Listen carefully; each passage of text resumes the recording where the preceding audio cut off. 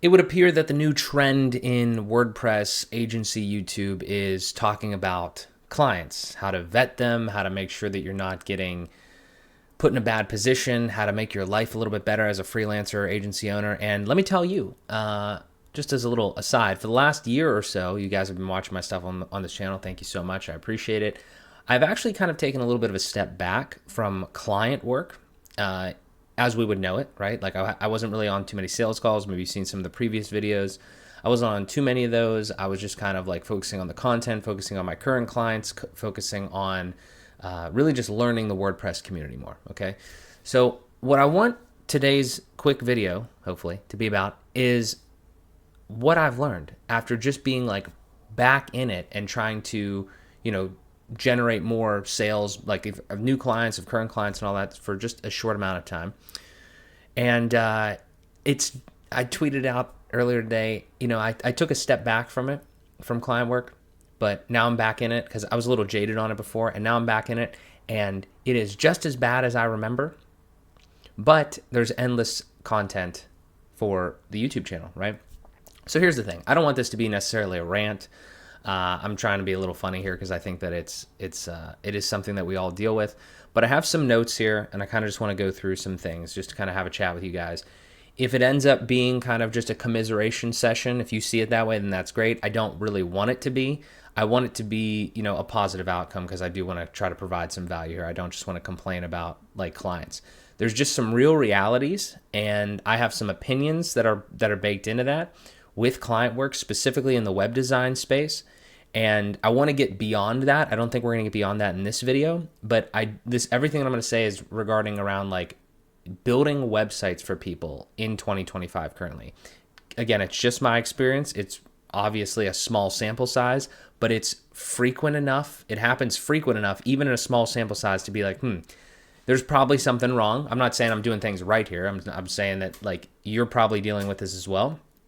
And I just think there's some commonalities that I'm picking up on that I think are going to continue to get worse in a way, especially depending on who you're talking to. So the first thing I want to say is that there is a couple videos on my channel. I'll put a specific one in the card and description, everything like that, that might help you because it is a good process for like actually vetting clients. What I'm dealing with here is kind of like people that I've already worked with and like referrals.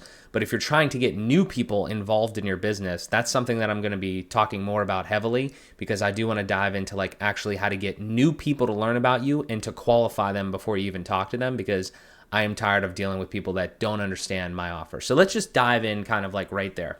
The first thing that I feel is going to help me and potentially help you moving forward in the web design space. If you are considering staying just in web design, which is again is a whole nother point, you have to understand and you have to communicate your offer as quickly as possible. The biggest problem that I've had and the biggest time suck ever in my experience so far, and I talk about it heavily in that vetting your clients video, is the part where you talk to somebody, you say, okay, I know what you need, and then I'm going to go give you a price. I'm going to write a proposal and give you a price. Stupidest thing ever. Do not ever do that. Make sure that you at least get a verbal like yes from the person. Like if you're on the call and you get a bunch of information and then you're like, hey, this is probably going to be between like $10,000 and $5,000. Does that make sense to you? Like, does that shock you? That's how I've been asking this question recently. It's like, hey, okay, based on everything you're saying, I think we're probably looking at like 10,000 on the high end and maybe like 5,000 on the low end based on what I'd put together to achieve something like this. Do those numbers, like if I give you a piece of paper right now and I handed that to you, would that shock you? Like, would you like just immediately be like, no, we can't do this? And then if they hopefully they answer truthfully, because sometimes they won't, but if they answer truthfully and they say, like, no, that's totally fine. Like, I'm that's definitely like within our budget. Then great. Then you can go write a proposal. Don't ever, ever, ever write another proposal without giving somebody a ballpark price. And then obviously make sure your proposal comes in that ballpark, because you are absolutely going to waste your time. I cannot tell you how many times I've just handed somebody a piece of paper, digitally with a number on it. They have no idea what it is. It's total waste of time for me, total waste of time for them. Make sure that you know that. I know it's difficult too. I'm not saying that's easy to know your numbers like that, but just give them something. And then at least it's like, okay, if I write this proposal, there's at least a half decent chance, not always, but at least a half decent chance that they told me that they would at least consider it, right? That doesn't mean they're going to go run off they're not going to go run off and get somebody that's going to undercut you.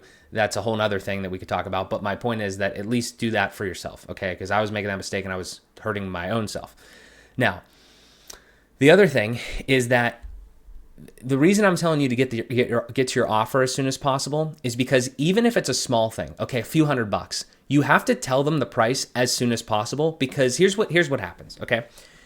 And this isn't criticizing clients. Again, when I'm thinking about this, I put most of the blame on myself, but I also think about how we can fix this.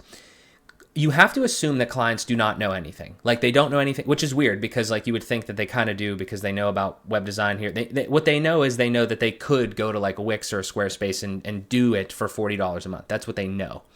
Okay, so it's definitely, there's a whole marketing problem there, and that's like a whole big disconnect. But you have to assume that they know nothing about your offer. 100%. You got to assume they know nothing about the price that you're going to give. You also have to assume that they don't know what they want, and they don't know what to, kind of. Maybe if they're more experienced, they might. But like most of your clients, I feel like that you're going to deal with, especially if you're kind of like earlier starting out, are going to be people that you might know that are just starting businesses and stuff like that, which is, again, is a whole nother topic. But I'm trying to give you the high level here, and we could drill down.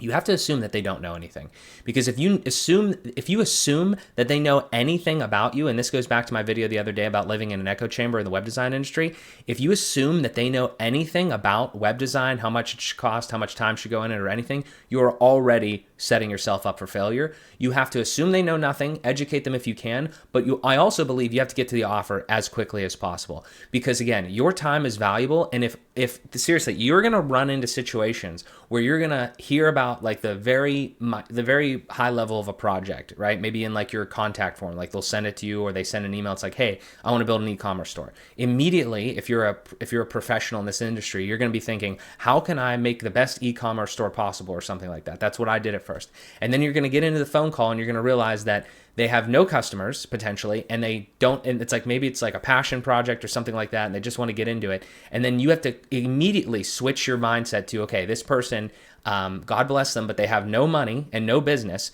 So we can give them something if you agree with that, and if you think that they need something, if they think they need something, and they're willing to pay you some amount of money to do the appropriate amount of work. But also, you should also kind of be like, you should also be weighing in your mind, it's like, where are they at in their cycle? Do they actually need a website? Is that actually the best thing? So again, I'm not the only person talking about this, but my point is that is a real thing that is actually happening right now and happens at scale. And then I feel like what happens is a lot of us are navigating this all individually in these sales calls, because I've done it before, and I'll lower my prices to get a deal. Don't do that. Seriously, don't do that. It's not worth it. It's not going to be worth your time. You're going to regret it. Even if you need the money, you're going to regret it. So I would highly recommend don't doing that. The reason that I say get back to that offer as fast as possible, let me give you a real world example, okay? The things that trigger these types of conversations for me are like conversations with either like current clients or like referral clients, and it's like, hey, can we add this thing to, the website or something like that? Happy to, talk about it, pay, whatever. And then you give them a price. You have to give them the price as fast as possible, okay? And it helps if you know what it is, but the reason you're giving it as fast as possible, the reason I do that is because, one, I am past the point now where I actually care about, well, I'm also, let me say this. I'm past the point where I kind of understand how much things cost. I don't have it down to the cent, okay? I wish it was a little bit more formulaic, but I know how much things cost. I know how much time things are going to take, things like that, right? I know how much bullshit is generally going to go into something. Okay, so that takes a little bit of time to get there. But once you're at that point, even I would say from the beginning, there's a general sales concept. If somebody is saying that they're willing to give you money, you have to have the card reader, so to speak, ready, and you have to have the price for them, okay? You have to give them the price as fast as possible, because we're in this industry where everybody thinks for some reason that everything is like takes 2 seconds and no time at all, no skill involved. Anybody could do it. I don't understand how it's gotten to that point. It's the worst thing ever. It's the reason that I'm kind of jaded on it to some degree, and we can talk about it again in different video. But my point is that if that's where you're at in that situation, you have to give them the price as fast as possible, because here's what's going to happen. They're either going to say, yes, do it, let's do it, and you're paid super fast and you get to work. They're either going to negotiate with you for some reason, even though, it's the price is the price generally in most industries, but whatever. Or they're going to potentially say no. They're probably not going to say no right away. They're probably going to drag their feet. You're probably going to have to follow up with them, and then they're probably going to say no, okay? And if that happens, then it's like, Well, thank God I didn't waste my time thinking of a proposal or thinking of like, how much all this stuff was going to cost. Like, I just think this whole thing for me the experience has been so educational. Do not waste your own time. You are going to be the only person that's going to waste your time. The beautiful thing about agency life, for all the stupid shit that goes into it, the beautiful thing about agency life is the person that's going to waste your time the most is you. And you have to be ready and you have to understand that that is the case. Because if you're going to waste your time, the way you're going to waste your time is dealing with people that are not necessarily intentionally trying to waste your time, but it's just because of the communication, the education gap, and it's honestly just like a very shitty place to be if you don't realize these things as early as you can when you're dealing with people. Again, I'm talking specifically in web design, but even in other industries too. Like this service space, there is a level of it that you want to have like the utmost like customer support. Totally get that. I'm not trying to like downplay that. I just mean that you have to be your sixth sense for understanding how the deals are going to go as they start to progress, like from the outset, is the only skill I really feel like actually matters. Like you have to be like good at building websites. You have to know like all this other stuff, right? The technical skills. Like you can't be shitty at building websites. But this is why, again, going back to the echo chamber video, that all of the fundamental stuff is important. The secondary, intermediate, advanced technical stuff becomes less important when you're dealing with like the average client. What becomes way more important as an agency owner or freelancer is the soft skills, the understanding of, how to communicate, when to communicate, follow up, all that sort of shit. But also just like again, like I said, the sixth sense of understanding like, this doesn't look like a good deal for me. This doesn't look like this is going to go well, or just, again, the as fast as possible responses on some of the things so you don't waste your own time thinking about, maybe I should lower my price a little bit so I make sure that they get this, they do this additional stuff, or maybe I should like tweak the price or add something, super extra that's like kind of going to cost me a bunch more time like in the deliverable. All this stuff is super subjective. I'm just giving you guys ideas and actual experience. I'm just telling you that these are the types of things that are going to want to make you like stop doing this. Seriously, I'm being very real with you because it made me feel like that. Okay, so the real kicker in this is I now have kind of what I would say is like I had a stint. It was longer than a stint, but I had a stint in agency life. Then I kind of went deep into the community thing. It was kind of on hiatus. It still existed, still had recurring revenue and all that sort of stuff. But I kind of like pulled back the sales, like I was saying, right? I wasn't trying to build the agency or scale it. Now I'm coming back into it because I realized that I'm a little disconnected. But here's the difference. The mindset now for me is so different than the first time. And the main thing, it may seem like I'm getting like passionate and emotional in this video because I really what I'm trying to do is I want to make sure that you guys understand, anything that I've go through. I want you to understand so you don't go through it. Maybe you have already and you're just kind of like laughing that this is the case and I'm just realizing it, which is totally fine because some of you guys might be older than me and more experienced. But here's the thing. The thing that I'm learning, okay, is 2 years ago or whatever, if I had these situations that I've expressed to you guys in the last few videos or whatever, I would be so pissed off. Like when I get, the email or what have you, or the phone call or whatever about these different things, I would be so pissed off because I would be like, why don't these people see the value in a website? Or why don't they see the value in having somebody else do the work for them, or whatever. I don't give a fuck anymore. Like it is totally unemotional. Again, I may seem passionate here, but it's because I'm trying to convey this as passionately as possible. I don't care anymore.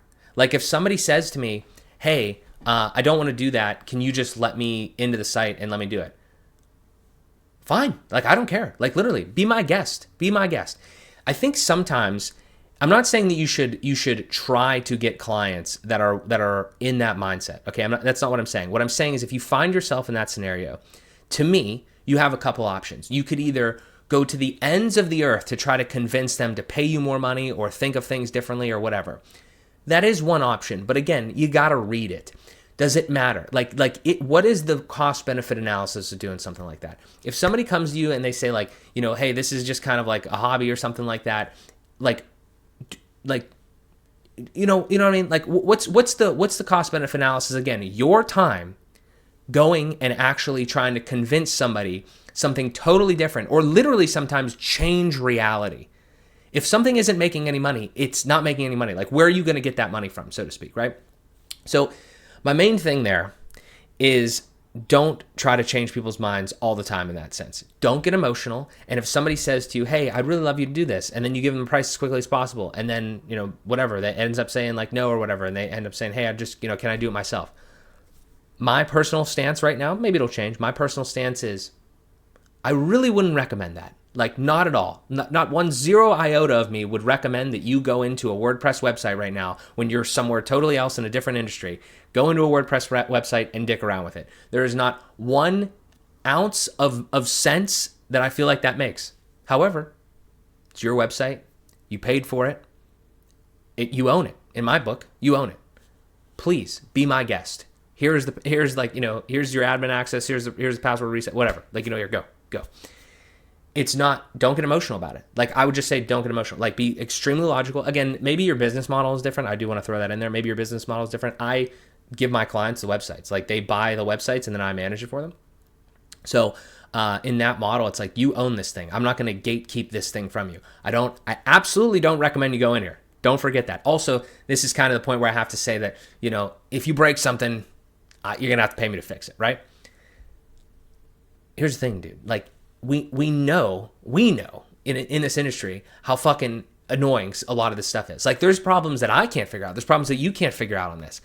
It's like be my guest. Go ahead, please do it. Because again, it's not the cost benefit analysis that I run in my head. It's not worth me trying to change somebody's mind or change reality in that sense to let them to be like, no, you should really, man, you should really let me do this. You should really let me do. Like, I mean, you should. But if you don't have the money to pay for that, then I'm not going to. So do what you want. Do what you want. I think sometimes you gotta let that happen. Okay, that's my whole thing. I hope to share more experiences like this on this channel as we continue to navigate this stuff, because these are the types of things that hopefully you don't run into, but when you do run into, you need to be able to quickly navigate right out of them. Because I'm learning that it doesn't matter who the client is. It's just, and again, it's not personal, it's not emotional, it's just business. Like, at the end of the day, it is just business. You have to be able to do this, because if you don't do those things, if you don't have that quick navigation, logical mindset in that, and you take even a second to be upset about what somebody is saying to you in a business format like that, obviously it's not personal, right? Like, if somebody personally insults you, that's a different story. I'm saying in like a business setting, in a business negotiation or, engagement like that, if you get emotional, you're fucked. Like, it's that simple. It's fucked me. Every single time I've got emotional, you have to not do it. And if you do it, I just feel like you're gonna be in for a rough time. I'm not perfect, by the way, either with it, but I'm getting better. And I just hope that you guys get better as well. So I would say the main thing to avoid 99% of these problems, and I'll continue to give you these anecdotal experiences here that I think do happen on a larger scale. If you'd like, just leave a comment down below and a like and everything like that. But don't get emotional. You can't get emotional in the actual engagement because I don't think it's going to benefit you in any stretch of the imagination. You got to be logical, and you got to understand that it's time to navigate, and move out of situations and do things when it's time to do so. So hope you guys enjoyed that. Just sharing my experiences here in the client world and beyond. So thank you guys so much for watching, as always, and I'll talk to you in the next one.